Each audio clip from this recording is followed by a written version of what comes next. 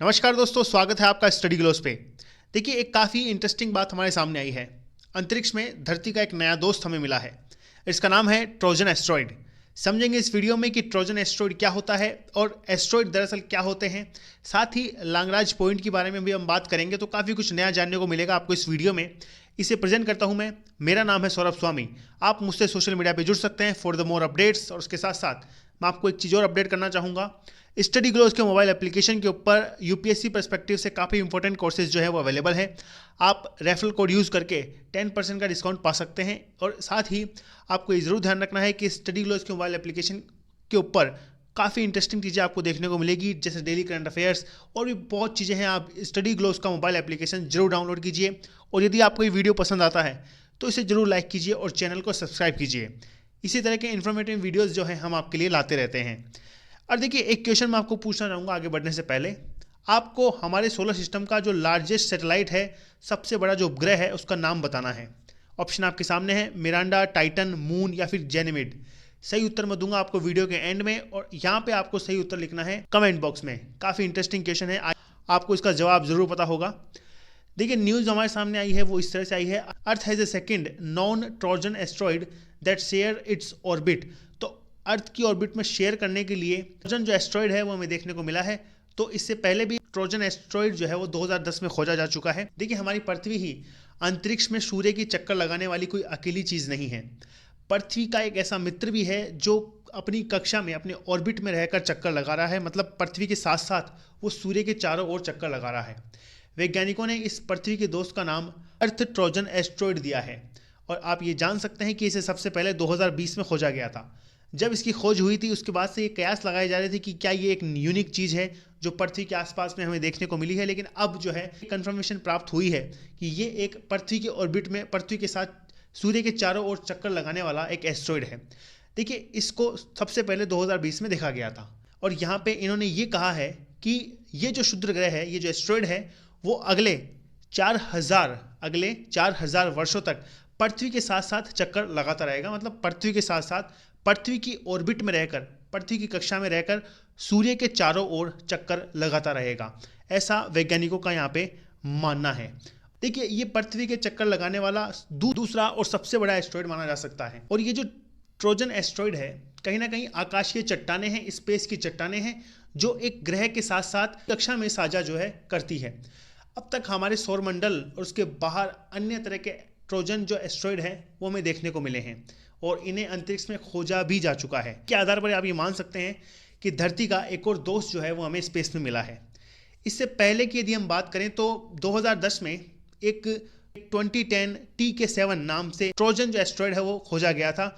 इसी अर्थ की ऑर्बिट में सूर्य के चारों ओर चक्कर लगा रहा था। लेकिन अब इसके अलावा भी एक नए एस्ट्रॉइड की पहचान की गई है। 2020 में वैज्ञानिकों को, साइंटिस्ट को, जो ये ट्रोजन एस्ट्रॉइड मिला था, इसका नाम दिया गया है 2020 XL5। ये इसका साइंटिफिक नाम दिया गया है। यहाँ पे आप ये भी जान सकते हैं कि इसे सिंप्लीफाइड में आप अर्थ ट्रोजन एस्ट्रॉइड कह सकते हैं। ये काफ़ी छोटा है और अर्थ की ऑर्बिट के साथ चारों ओर अर्थ के साथ साथ जो है ये घूम रहा है।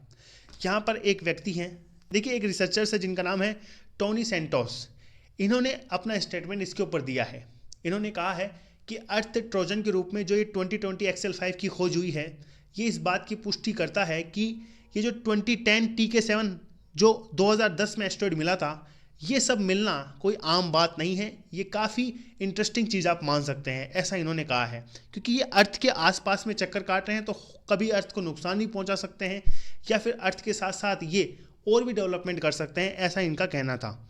कि दिसंबर 2020 में ये जो 2020 XL5 हमें देखने को मिला था, इसको पैन स्टार्स 1 सर्वे टेलीस्कोप के साथ में खोजा गया था। और ये जो टेलीस्कोप है, दरअसल ये हवाई में स्थित है, जगह है वहाँ पे ये हमें देखने को मिलती है। और 2020 XL5 जो है पृथ्वी की कक्षा में ही सूर्य के चारों ओर परिक्रमा कर रहा है। जिस तरह से पृथ्वी सूर्य के चारों ओर परिक्रमा कर रही है, उसी तरह से ये एस्ट्रॉइड जो है वो भी पृथ्वी के साथ साथ उसी की ऑर्बिट में सूर्य के चारों ओर चक्कर लगा रहा है। लेकिन आपको ये जानना ज़रूरी है दरअसल कि एस्ट्रॉइड होते क्या हैं। एस्ट्रॉइड जो है वो चट्टानें हैं जो एक ग्रह की, एक प्लैनेट की तरह सूर्य की ओर परिक्रमा करती है। लेकिन आकार में ये प्लैनेट की तुलना में काफ़ी ज़्यादा छोटी होती है। मतलब प्लैनेट जितनी बड़ी नहीं होती, प्लैनेट से काफ़ी ज़्यादा छोटी होती है। हमारे सौरमंडल के अधिकांश जो एस्ट्रॉयड हैं वो मंगल और बृहस्पति की कक्षा में कहीं ना कहीं जो एस्ट्रॉयड बेल्ट हैं वहाँ पे पाए जाते हैं। इसके अलावा ये अन्य ग्रहों की कक्षा में भी घूमते हुए हमें नजर आते हैं स्पेस के अंदर। देखिए 4.5 बिलियन ईयर्स पहले जब हमारे सौरमंडल का निर्माण हुआ था, तब गैस और धूल के ऐसे बादल जो किसी ग्रह के आकार नहीं ले पाए और वो सब पीछे रह गए, वो एक तरह से चट्टानों में परिवर्तित हो गए और एस्ट्रॉयड बन गए। मतलब कहीं ना कहीं चट्टानें ये जो है वो बन गई, छोटी छोटी पत्थर टाइप इस तरह से दिखती हैं। इस तरह से ये जो है एस्ट्रॉयड हैं जो पृथ्वी के चारों ओर चक्कर लगाते रहते हैं और ज़्यादातर आपको ये एस्ट्रॉयड बेल्ट में देखने को मिलते हैं। तो चट्टान टाइप की जो आकाशीय चट्टानें हैं वो होते हैं एस्ट्रॉयड। तो ये सब जो चीज़ें हैं वह एस्ट्रॉयड में तब्दील हो गई। यही कारण है कि इनका आकार ग्रहों की तरह गोल नहीं होता और कोई भी दो एस्ट्रॉयड एक जैसे नहीं दिखते, ऐसा कहा जाता है। तो इस तरह से हमें देखने को मिलते हैं एस्ट्रॉयड। एक खगोल शास्त्री है टोनी डन, इन्होंने नासा का एक सॉफ्टवेयर है जिसका नाम है JPL हॉरिजॉन सॉफ्टवेयर, उसका उपयोग करके इसकी कक्षीय गणना की थी। इस स्टडी से ये पता चलता है कि पृथ्वी जो है वो सूर्य के चारों ओर चौथा जो लांग्राज पॉइंट है, जो फोर्थ लांग्राज पॉइंट है, उसमें परिक्रमा करती है।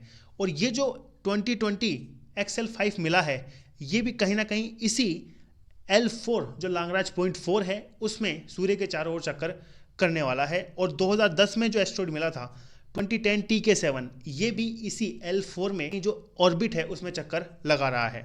आपको ये समझना होगा कि लांग्राज पॉइंट दरअसल क्या होते हैं। देखिए लांग्राज पॉइंट का मतलब है सूर्य के सेंटर से पृथ्वी के सेंटर तक एक सीधी रेखा यदि हम खींचते हैं तो जहां पर सूर्य और पृथ्वी का जो गुरुत्वाकर्षण बल है वो इक्वल हो जाता है, समान हो जाता है, उसी को लांग्राज पॉइंट कहा जाता है। यदि सूर्य और पृथ्वी का गुरुत्वाकर्षण बल लांग्राज पॉइंट पर एक समान रूप से लाया जाता है तो दोनों पर ये जो इफेक्ट है ये सेम हो जाता है, इक्वल हो जाता है, उसी को लांग्राज पॉइंट के नाम से जाना जाता है। इस इमेज से आप समझ सकते हैं ये है L4 लांग्राज पॉइंट जिसकी हम बात कर रहे हैं। ये यहाँ पे सूर्य है और इसके चारों ओर पृथ्वी जो है इस L4 के अंदर चक्कर लगा रही है। और ये जो एस्ट्रॉयड हमें मिला है ये एस्ट्रॉयड भी इसी L4 लांग्राज जो कक्षीय पथ है उसके साथ साथ पृथ्वी के साथ साथ ये सूर्य के चारों ओर चक्कर लगा रहा है। ये काफ़ी इंटरेस्टिंग बात है। तो पृथ्वी के बिल्कुल निकट है ये, और पृथ्वी के साथ साथ ये 4000 सालों तक अपनी कक्षीय जो पथ है उसे साझा करेगा। तो कहीं ना कहीं काफ़ी इंटरेस्टिंग खोज आप मान सकते हैं स्पेस की। अच्छा, जो मैंने क्वेश्चन पूछा था उसके ऊपर आते हैं। देखिए क्वेश्चन मैंने पूछा था कि आपको लार्जेस्ट सैटेलाइट बताना है हमारे सोलर सिस्टम का। तो यहाँ पे इस पे लिए जो सही उत्तर होने वाला है वो होने वाला है option number D, Ganymede. Ganymede को गैलीलियो ने 1610 में खोजा था और ये पूरे सोलर सिस्टम का सबसे बड़ा जो सैटेलाइट है, जो उपग्रह है, वो माना जा सकता है। तो यहाँ पे गैनीमेड जो है वो सही उत्तर होगा। तो खैर ये था इस वीडियो में। इसी तरह के इंपॉर्टेंट और इन्फॉर्मेटिव वीडियोज़ के साथ हम मिलते रहेंगे आगे। सब्सक्राइब कीजिए इस चैनल को। धन्यवाद।